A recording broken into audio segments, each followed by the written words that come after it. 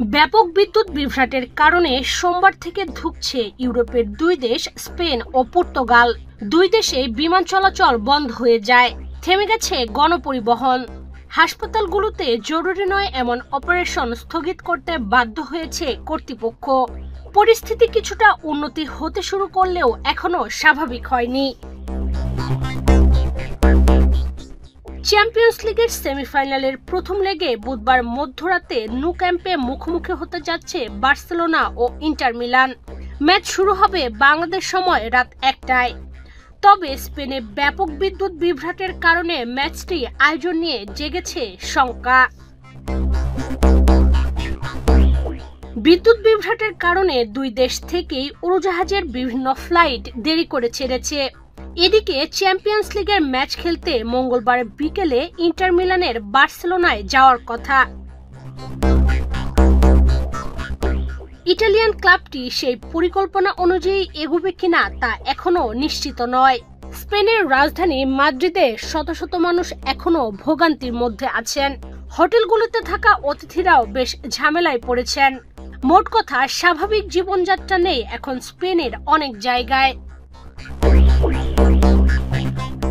এদিকে বিদ্যুৎ বিভ্রাটের কারণে সোমবার মাদ্রিদ ওপেনের তৃতীয় রাউন্ডে গ্রিগর দিমিপ ও জ্যাকব ফার্নিল ম্যাচ স্থগিত হয়ে গেছে দ্বিতীয় সেটের সময়। ওই সময় 6-4, 5-4 গেমে এগিয়ে ছিলেন দিমিপ। পরে বাধ্য হয়ে দিনের অন্য ম্যাচগুলো বাতিল করা হয়।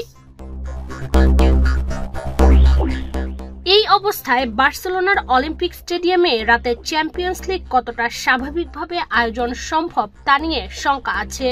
স্প্যানিশ সংবাদ মাধ্যমগুলো লিখেছে, মঙ্গলবার রাতের মধ্যে পরিস্থিতি স্বাভাবিক না হলে ম্যাচটা বাতিল হয়ে যেতে পারে।